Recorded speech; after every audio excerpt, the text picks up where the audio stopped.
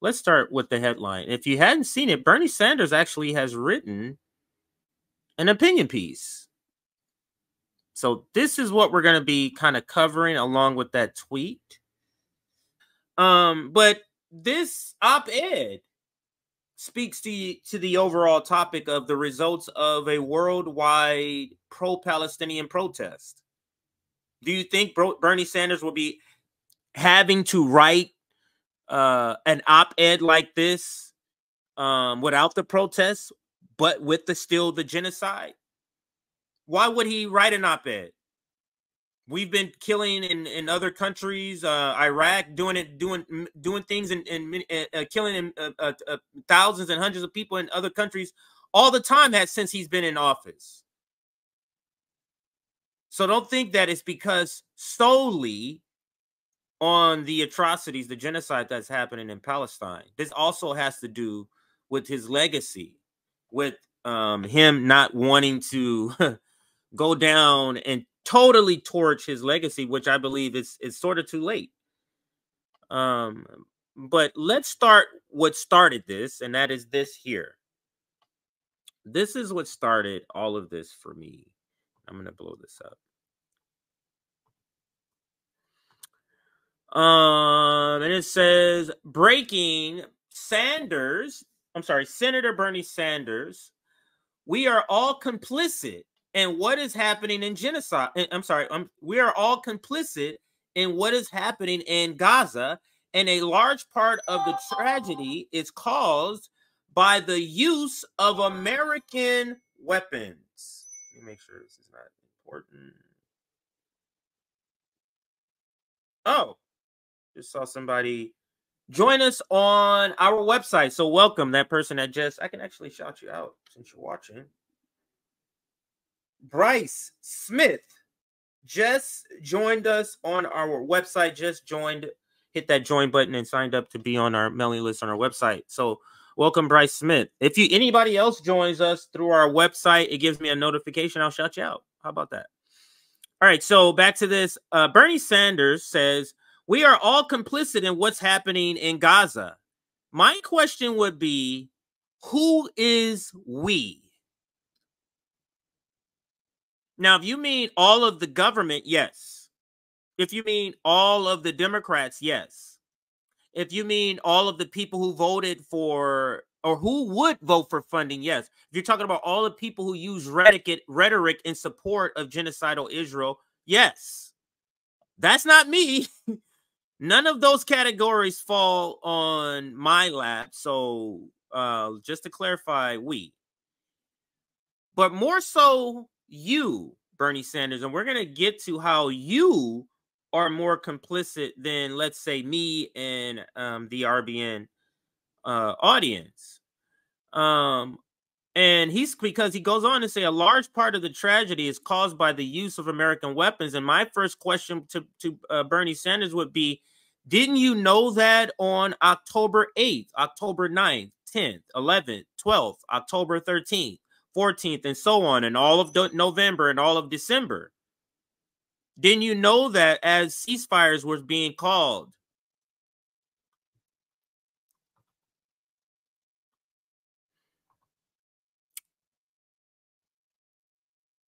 I need to refresh this. Hang on. My cursor's not responding. Okay, let's see if it does it now. Okay, there we go. All right, so that's Bernie Sanders. Let's get some reaction to this. And here's Nina Turner saying, absolutely complicit. I don't know if he knows I think she's talking about them because she's not complicit. I don't think she's saying she's complicit unless she's saying she voted for Joe Biden and that's why she's complicit. Here, I love this reaction. Misty is my anger translator. Fuck you, Bernie. We are not all complicit. You are. That's Comrade Misty, always coming with the fire. I'm pretty sure I retweeted that. Yes. Oh, and she's got pretty good numbers. It's over 3,000 likes on there and 56,000 views. But let's get to this next part. I want to get into. Now, this is what I tweeted, and we're going to go through this together. Bernie Sanders has some audacity to call for an end to the Gaza genocide after refusing to call for a ceasefire 30,000 dead bodies ago. Let's take a trip down memory lane via headlines to expose Bernie, the babbling warmonger psychopath. And that's what we're going to be doing here. Bernie Sanders. All right, so let's scroll down. I'm going to start from the bottom with this sort of presentation here. I tweeted all of these out. Oops. This is the last one. So, got a bunch of these headlines. So, Bernie Sanders is currently, I don't know if he's using the word ceasefire. I don't think he's using the word ceasefire right now. But he's using language that apparently equals ceasefire. Like if he's saying, to end all military action right now, if that's what he's saying, that's a ceasefire, essentially. We'll read the article to answer the question fully in a second. But let's read this article. I'm sorry. Let's read some headlines. I'm losing my train of thought. Let's read some headlines about. I mean, this is literally just a week ago. And I think even still, he is still saying they have the right to defend themselves and they have the right to do certain military action. But here in this first headline, this is pre Bernie Sanders' new pivot to save his legacy.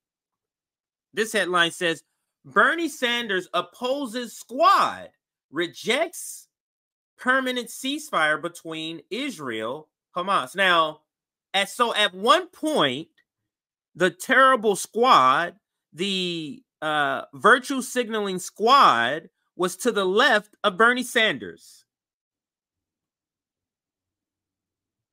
At one point. Now, like I said, I don't know if he's officially come out and said, hey, this is what I'm calling for is a ceasefire. But we'll get to his article to answer the question of what specifically in what language he's using. I don't want to spoil it for those that have not read the article and wants to read along. But there's a lot more articles that are like this one here than there are of Bernie supporting stopping military action. There's a ton. And I clipped maybe 5 of them, something like that. And this is what I have with the caption of this when I say, at one point, even the Bernie disciples, known as the squad, was to the left of Bernie on occupied Palestine. Let's get to the next headline here. Then we have this one here. Cornel West hit Sanders for not calling for ceasefire in Gaza. Quote, pretty pathetic. And I go on to say, even Dr. Cornel West, who also has social democracy milquetoast politics, called Bernie Sanders out for his cowardice. Let's go to the next headline.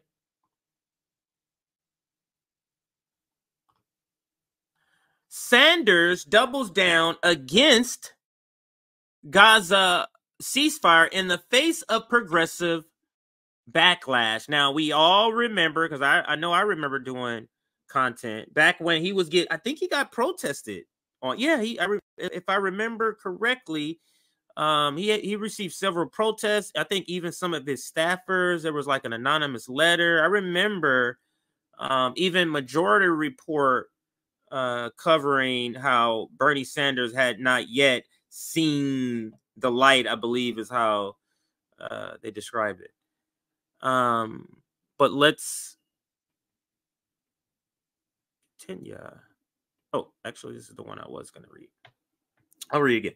Sanders doubles down against Gaza's ceasefire in the face of progressive backlash. Now, let's go to the next one. Bernie Sanders' failure to back Israel-Gaza ceasefire upsets U.S. followers. And that's how it was. This is how one of the headlines to describe some of the protests, some of the unrest, some of the criticism that he was receiving because of his stance on the ceasefire. All right, so let's update this part here. All right, now let's go to, oh, actually, I didn't read what I said. Let me read what I said here, and then I think I need to go back to the other one. I don't think I read that one either. But on this one, I say, with all this evidence showing Bernie Sanders was a genocide enabler, he is now trying to salvage what credibility and legacy he has left, which isn't enough to feel, it should say feel, F-I-E-F-I-L-L, not feel, a shot glass. Like, I mean, if he has any left, for me, he has none. But for those that he may have a very small amount, that's what this article, this latest article where he's calling for an end is about. It's not about anything other than trying to save his legacy. Now, I read this headline, but I didn't read this part. This guy, Bernie, has turned his back on innocent women and children in Palestine. He has turned a blind eye to breaking a strike, and he has all but given up the fight for Medicare for all. And this is who Bernie Sanders is today. What a fall from grace. So now let's get to the actual article that he wrote. But you see his attempt here to try to pretend like he's doing something noble to call for an end to the Gaza disaster. Now, understand this, he's not saying a ceasefire. The disaster, what he's labeling disaster is the civilian deaths. He doesn't mean stop going after Hamas, stop the military action. That's not what he's talking about based on this headline. But let's get into the actual article, and it's from The Guardian. So let's bring it up from The Guardian here. You might hear some, there's a lawn mowing service.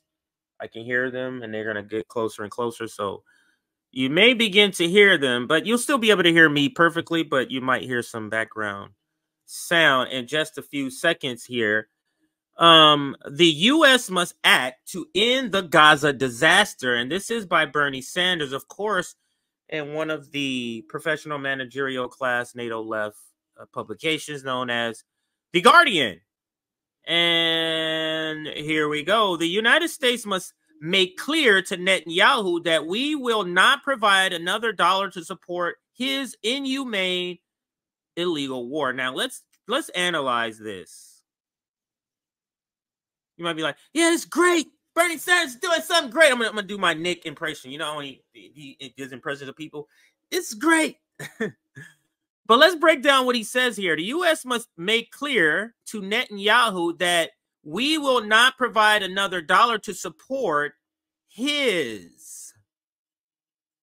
You see how he's trying to make a distinction between a rogue leader in Netanyahu and disconnected from the apartheid state of Israel, the genocidal state of Israel. Let's continue. Many of us are watching with horror the severe humanitarian catastrophe unfolding in Gaza. Unfortunately, too many of my colleagues in the House of Representatives and U.S. Senate are choosing to ignore this reality and evade their congressional responsibilities. Is this real?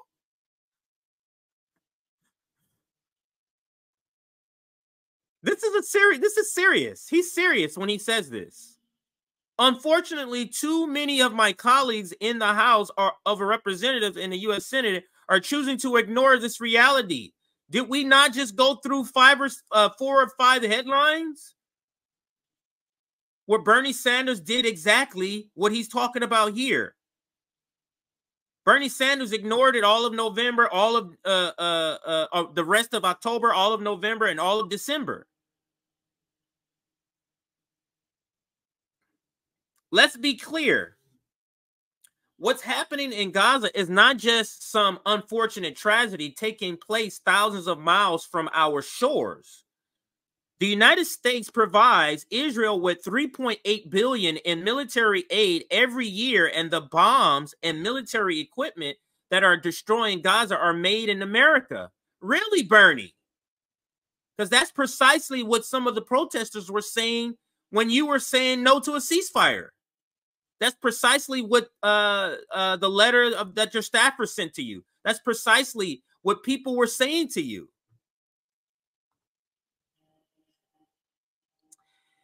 In other words, we are complicit in what is happening. The government's complicit. Yeah, you guys are. And what's happening is unspeakable. My staff and I, you mean the staff that told you to support a ceasefire a long time ago? My staff and I have spoken in recent days with the United Nations, the World Food Program, and other humanitarian organizations struggling to deal with the disaster in Gaza. The bottom line is this: the coming weeks could mean the difference between life and death for tens and thousands of people. Really, Bernie? It couldn't have mean that 2 months ago? It wasn't life or death 2 months ago, Bernie?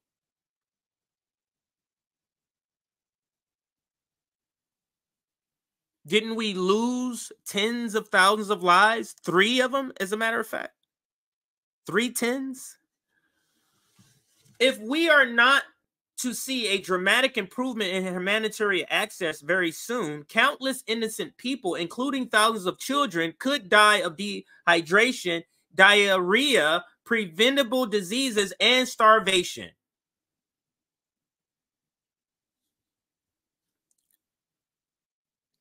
The world, or the WHO, predicts that the number of deaths for sickness and starvation could exceed the very high number killed in the war thus far. So you're meaning this can go from 30,000 to 60,000, Bernie?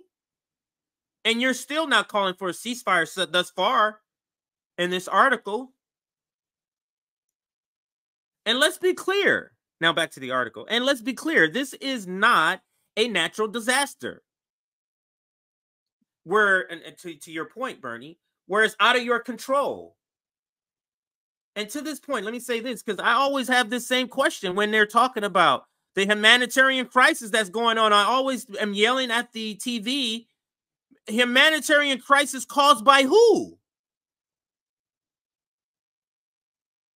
You see this Dr. Jekyll, Mr. Hyde. How are you supporting the very people financially, weaponry, that's causing the humanitarian aid, that humanitarian crisis that you now are pleading for?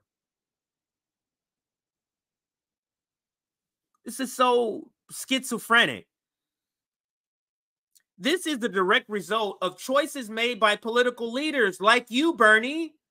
No, none more than Benjamin Netanyahu or you, Bernie, the leader of Israel's extreme right-wing movement. So he's trying to do the Trump derangement and make it Netanyahu derangement syndrome.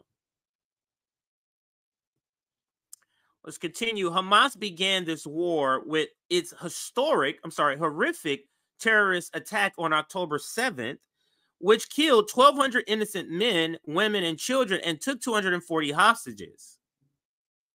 Israel had the right to respond to that attack and go to war against Hamas. It did not and does not, however, have the right to go to war against the entire Palestinian people, which is exactly what is happening. Bernie, we told you that when the death count was at 10,000. Bernie, when the death count was at 10,000, you were told these very things, and you was like, ah.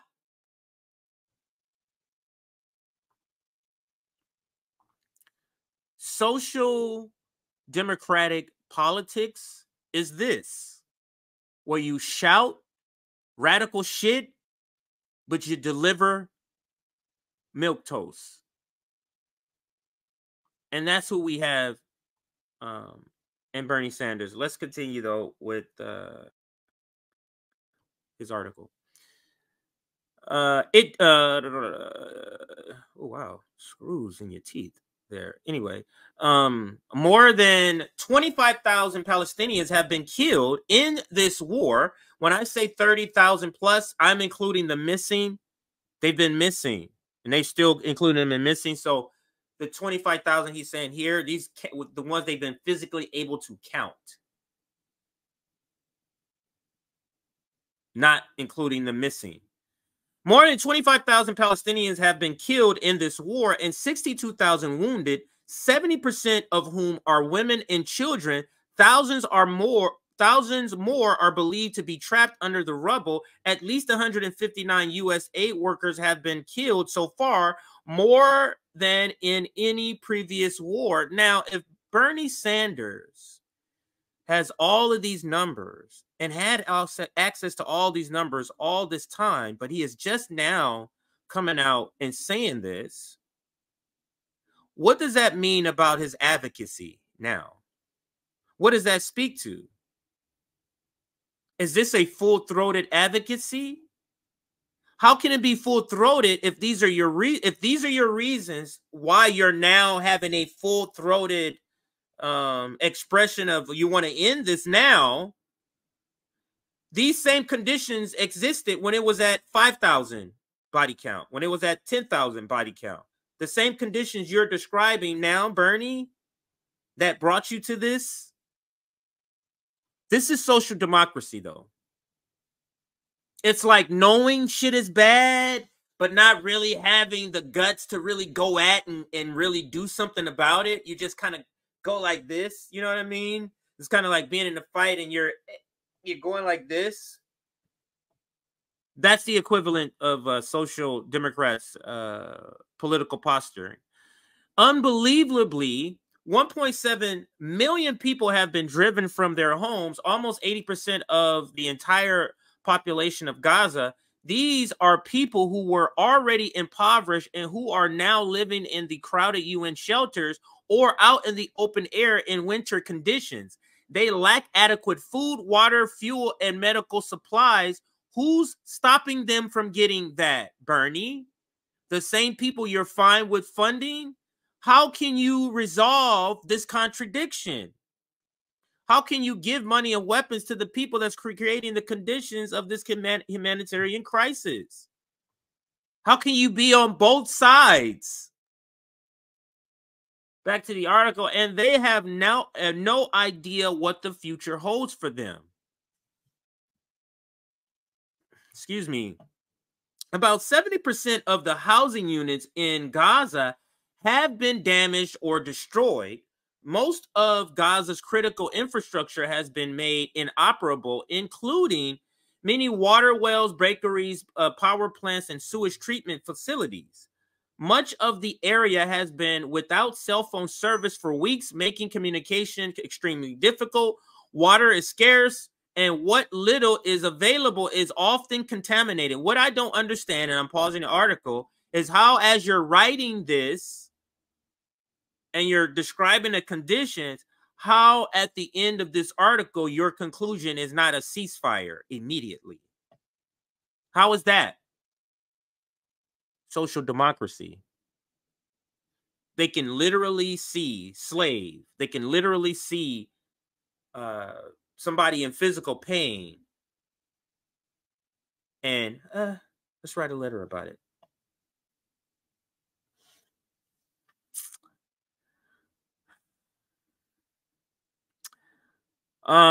Water is scarce, and what little is available is often contaminated. Public wells are operating at just 10% capacity, and only one of 3 water pipelines in Gaza is functioning. For several months now, children in southern Gaza are starving at 1.5 to 2 liters of water per day, or surviving. I'm sorry, I said starving. Surviving per day. far less than what is needed, and that is in the area where the UN aid can be delivered. The situation is worse than ever. It's worse. I like what I said better, but the situation is worse elsewhere. But I do like what I said better there. So Bernie Sanders and the people who follow him, the majority reports, the TYTs, they know he's made a pivot. They know he wasn't for a ceasefire now, but now they're gonna prop this guy up and raise him above his head and carry him through the streets because he's arrived at a place that even they had been at for a long time.